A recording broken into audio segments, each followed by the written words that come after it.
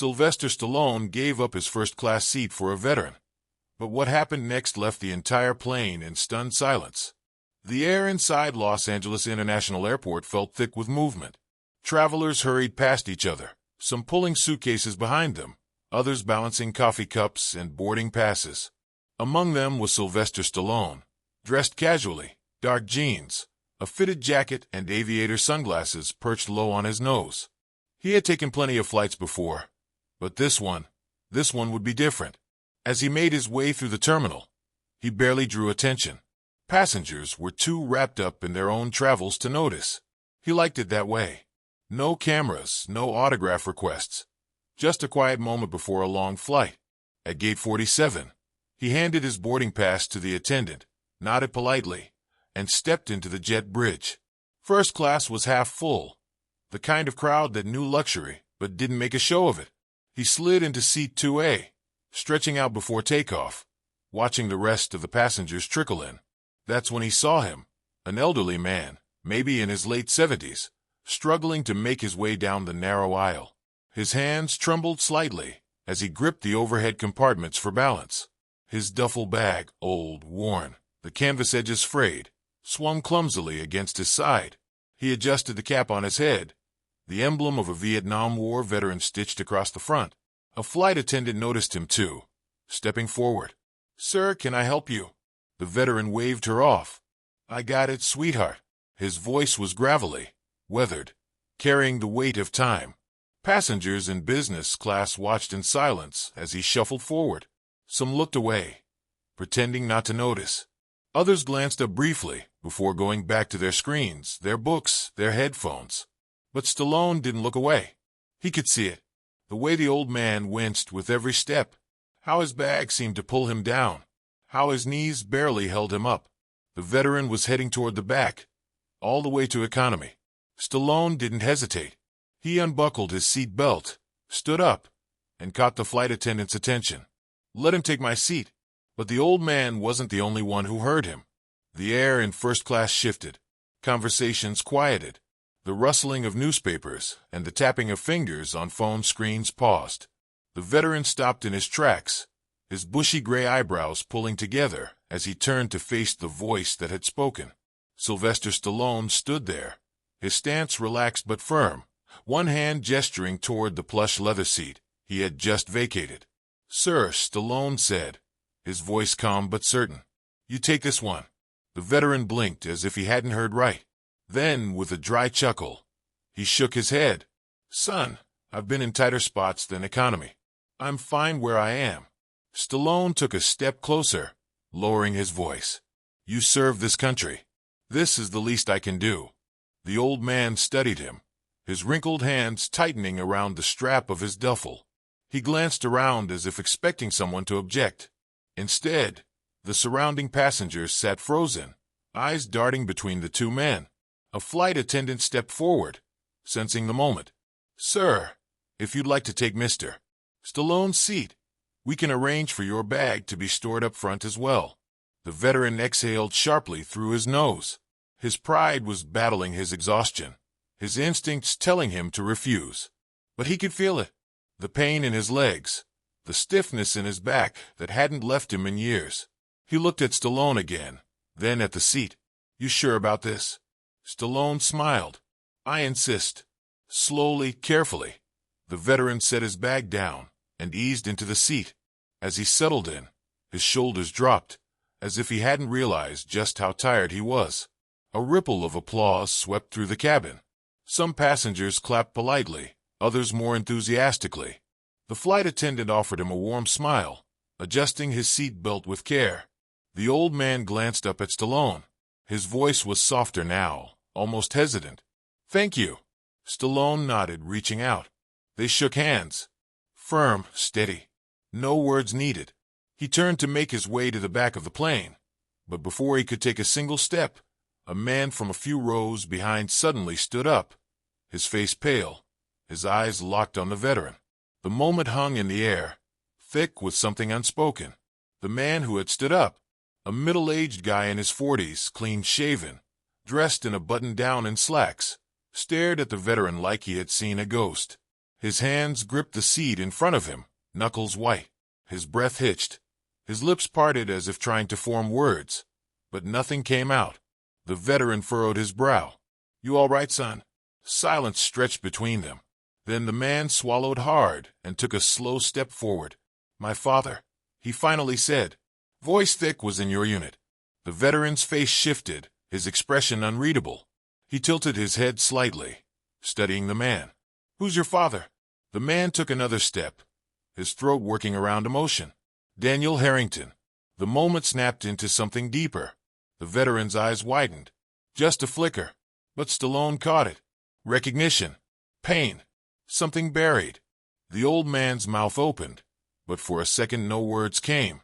His hand gripped the armrest, as if he suddenly needed something to hold on to. "Danny Harrington," the veteran murmured. His voice had dropped so low it was barely a whisper. "I'll be damned." The man's face tightened, his breath shaky. "You knew him?" The veteran gave a small, somber nod. "Knew him." He let out a heavy exhale. "Son, your father saved my life." The words sucked the air out of the cabin. Even the flight attendants had stopped what they were doing, their eyes darting between the two men. The man let out a sharp breath, his fingers raking through his short hair. "I never met him. He died before I was born." His voice shook, raw with something heavy, unresolved. "I've spent my whole life trying to find someone who could tell me who he was." The veteran sat perfectly still. Then he did something no one expected. He reached slowly into his duffel bag, his fingers searching through worn fabric.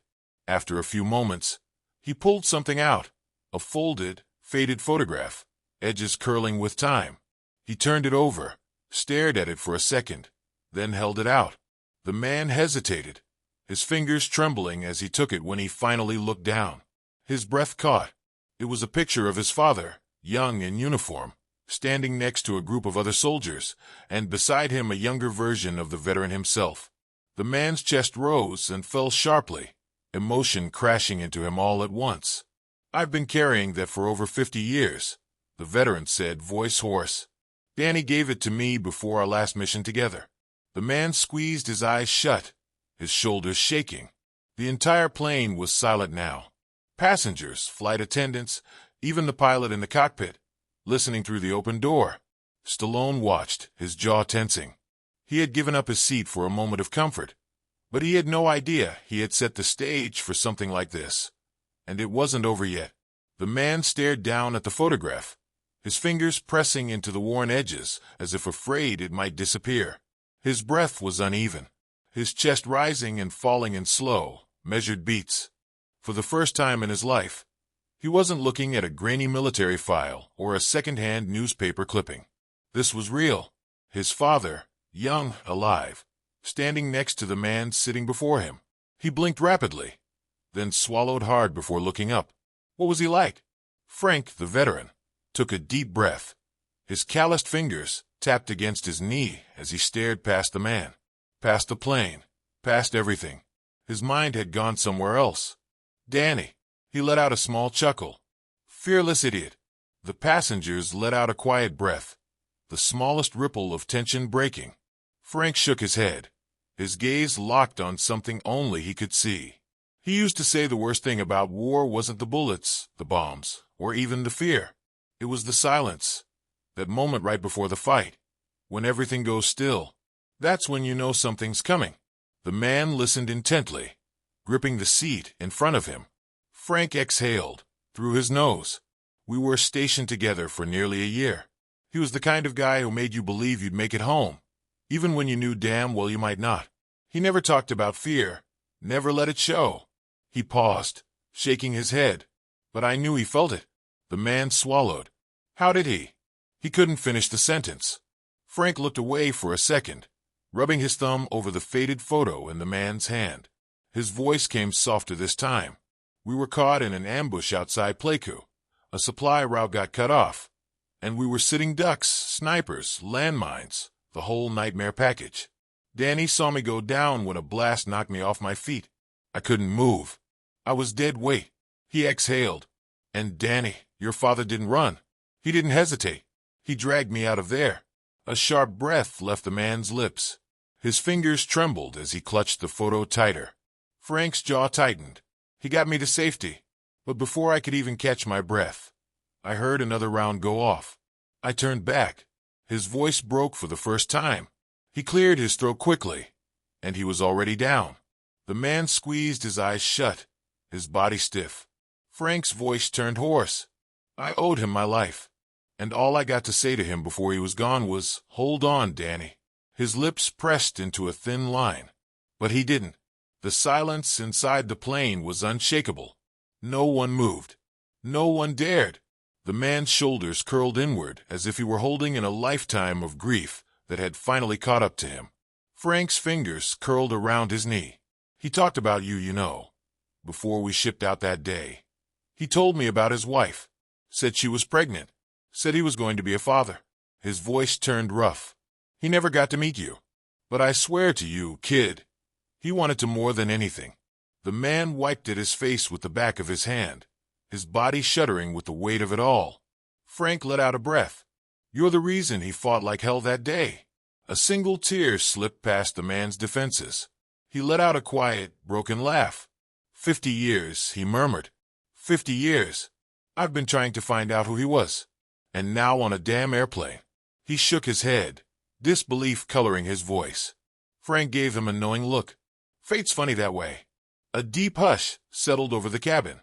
People who had started this flight scrolling through their phones now sat glued to their seats, watching something they knew they might never witness again.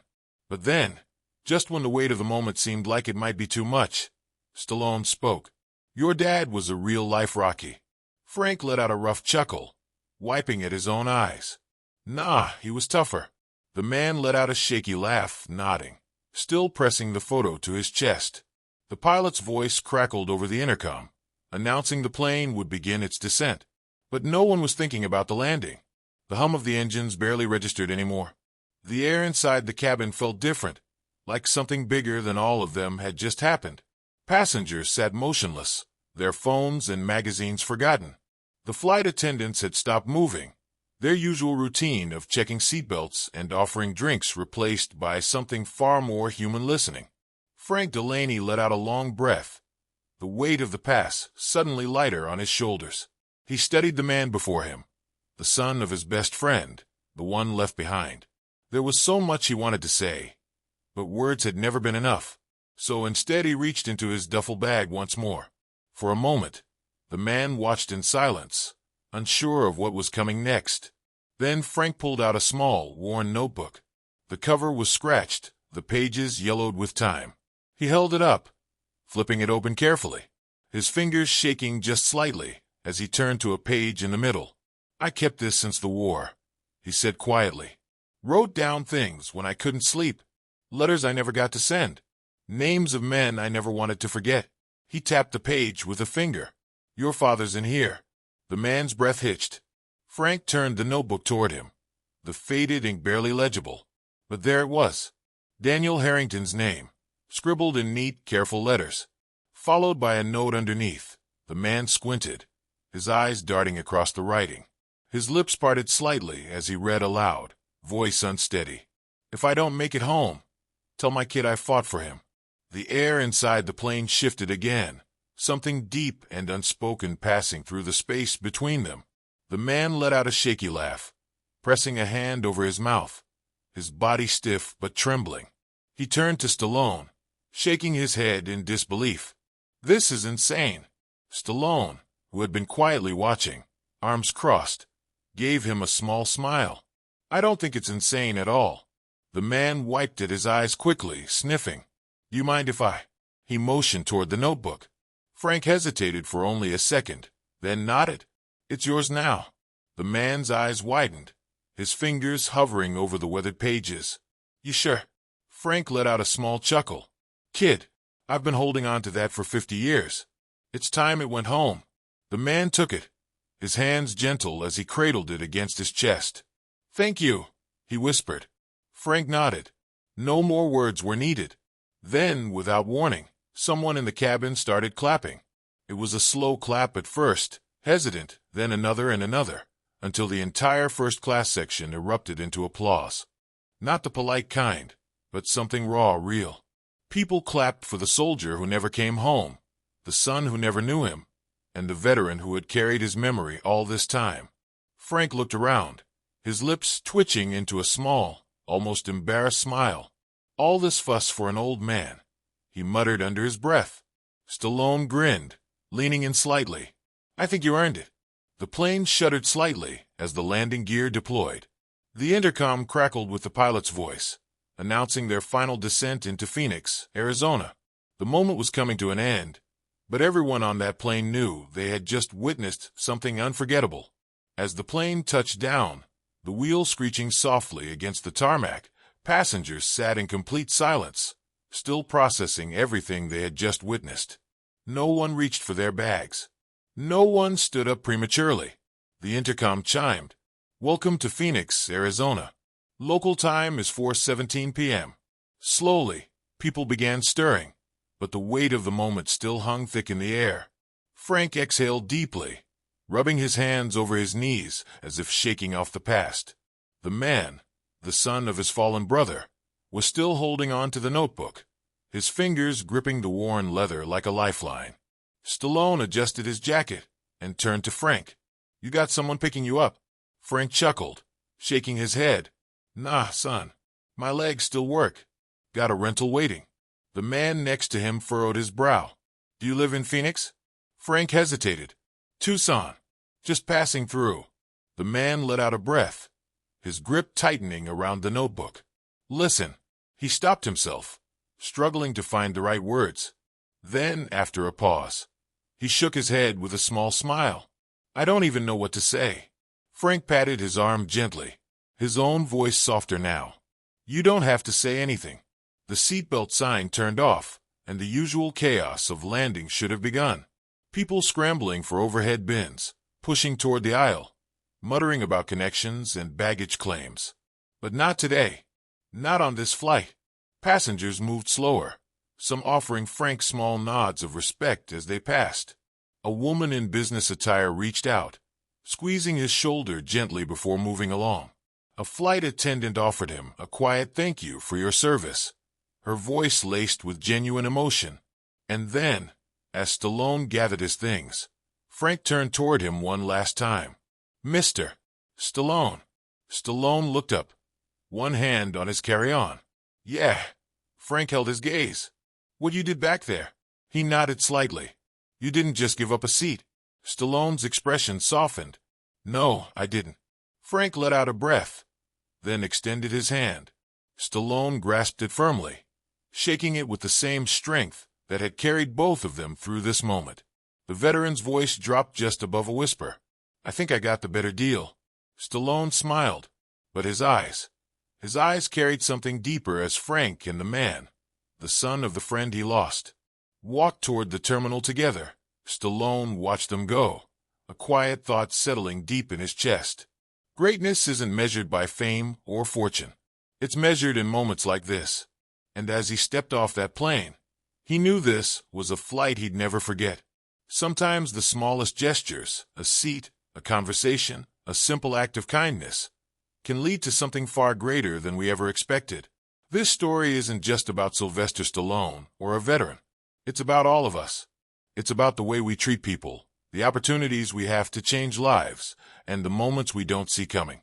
You never know when something as simple as a decision, a single moment of generosity, might set off a chain of events that someone has been waiting for their entire life. So the next time you have a chance to do something good, do it. Because you never know whose story you might be stepping into. If this story moved you, don't forget to like, subscribe, and share it with someone who needs to hear it. Because sometimes the stories we tell have the power to change lives.